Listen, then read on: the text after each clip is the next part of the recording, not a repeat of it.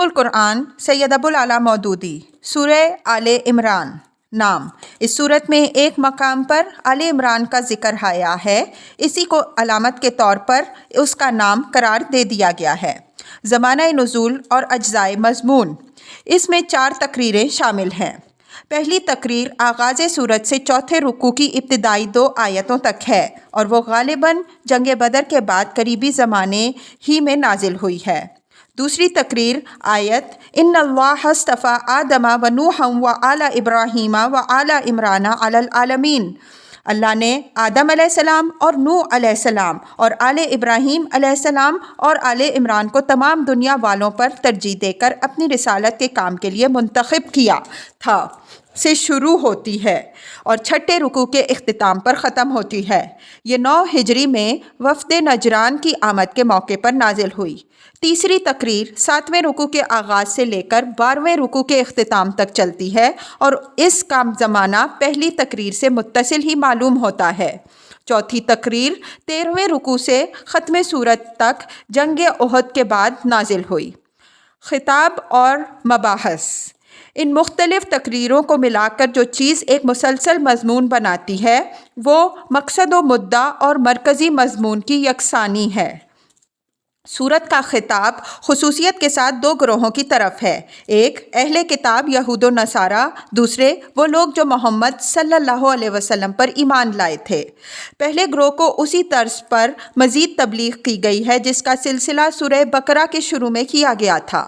ان کی اعتقادی گمراہیوں اور اخلاقی خرابیوں پر تنبیہ کرتے ہوئے انہیں بتایا گیا ہے کہ یہ رسول اور یہ قرآن اسی دین کی طرف بلا رہا ہے جس کی دعوت شروع سے تمام انبیاء دیتے چلے آئے ہیں اور جو فطرت اللہ کے مطابق ہی دین حق ہے۔ اس دین کے سیدھے راستے سے ہٹ کر جو راہیں تم نے اختیار کی ہیں وہ خود ان کتابوں کی روح سے بھی صحیح نہیں ہیں جن کو تم کتب آسمانی تسلیم کرتے ہو، لہٰذا اس صداقت کو قبول کرو جس کے صداقت ہونے سے تم خود بھی انکار نہیں کر سکتے۔ دوسرے گروہ کو جو اب بہترین امت ہونے کی حیثیت سے حق کا علم بردار اور دنیا کی اصلاح کا ذمہ دار بنایا جا چکا ہے، اسی سلسلے میں مزید ہدایات دی گئی ہیں جو سورہ بقرہ میں شروع ہوا تھا۔ انہیں پچھلی امتوں کے مذہبی اور اخلاقی زوال کا عبرتناک نقشہ دکھا کر متنبہ کیا گیا ہے کہ ان کے نقش قدم پر چلنے سے بچیں۔ انہیں بتایا گیا ہے کہ ایک مصلح جماعت ہونے کی حیثیت سے وہ کس طرح کام کریں اور ان کے اہل کتاب اور منافق مسلمانوں کے ساتھ کیا معاملہ کریں جو خدا کے راستے میں طرح طرح سے رکاوٹیں ڈال رہے ہیں۔ انہیں اپنی ان کمزوریوں کی اصلاح پر بھی متوجہ کیا گیا ہے جن کا ظہور جنگ احد کے سلسلے میں ہوا تھا۔ اس طرح یہ صورت نہ صرف آپ اپنے مختلف اجزاء میں مسلسل و مربوط ہے بلکہ سورہ بقرہ کے ساتھ بھی اس کا ایسا قریبی تعلق نظر آتا ہے کہ یہ بالکل اس کا تتمہ معلوم ہوتا ہے اور یہ محسوس ہوتا ہے کہ اس کا فطری مقام بقرہ سے متصل ہی ہے۔ شان نزول۔ سورت کا تاریخی پس منظر یہ ہے: نمبر 1، سورہ بقرہ میں اس دین حق پر ایمان لانے والوں کو جن آزمائشوں اور مصائب و مشکلات سے قبل از وقت متنبہ کر دیا گیا تھا وہ پوری شدت کے ساتھ پیش آ چکی تھیں۔ جنگ بدر میں اگرچہ اہل ایمان کو فتح حاصل ہوئی تھی لیکن یہ جنگ گویا بھیڑوں کے چھتے میں پتھر مارنے کے ہم معنی تھی۔ اس اولین مسلح مقابلہ نے عرب کی ان سب طاقتوں کو چوکنا کر دیا تھا جو اس تحریک سے عداوت رکھتی تھیں۔ ہر طرف طوفان کے آثار نمایاں ہو رہے تھے۔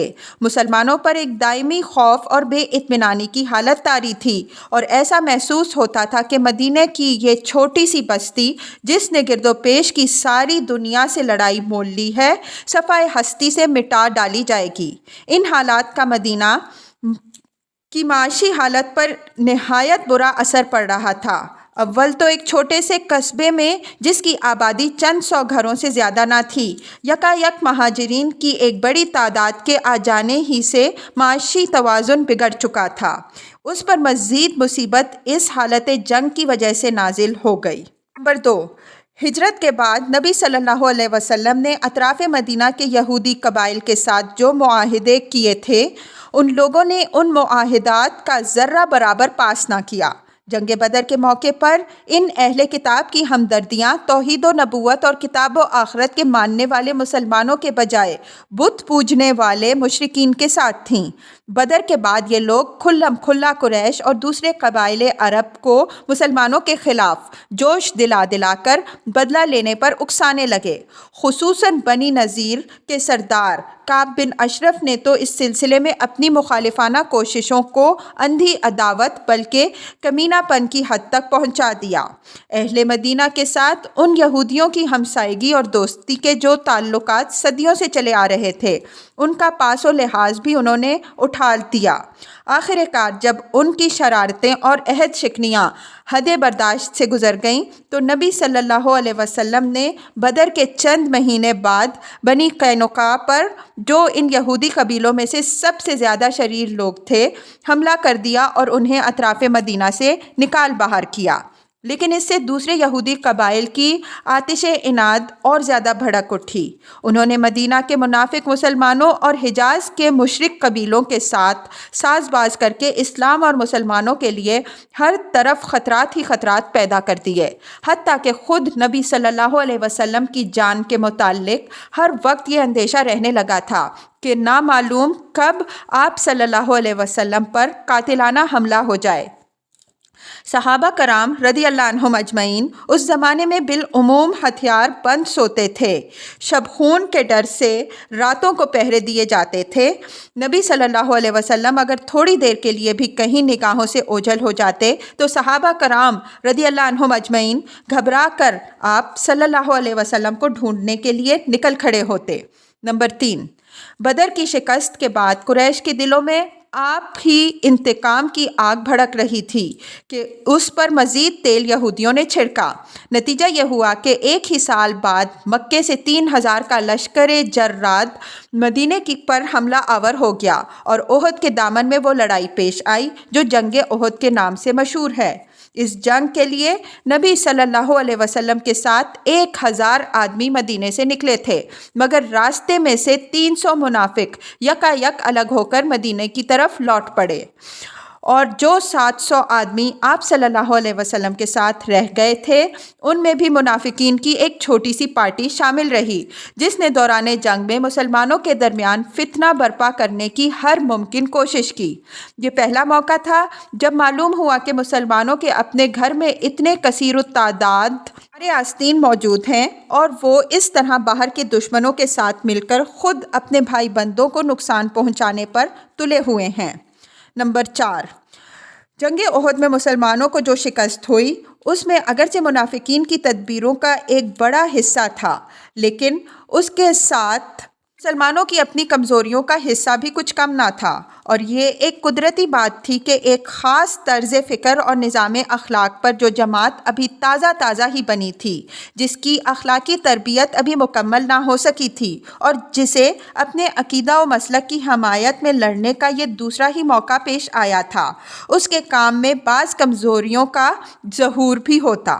اس لیے یہ ضرورت پیش آئی کہ جنگ کے بعد اس جنگ کی پوری سرگزشت پر ایک مفصل تبصرہ کیا جائے اور اس میں اسلامی نقطۂ نظر سے جو کمزوریاں مسلمانوں کے اندر پائی گئی تھیں ان میں سے ایک ایک کی نشاندہی کر کے اس کی اصلاح کے متعلق ہدایت دی جائے۔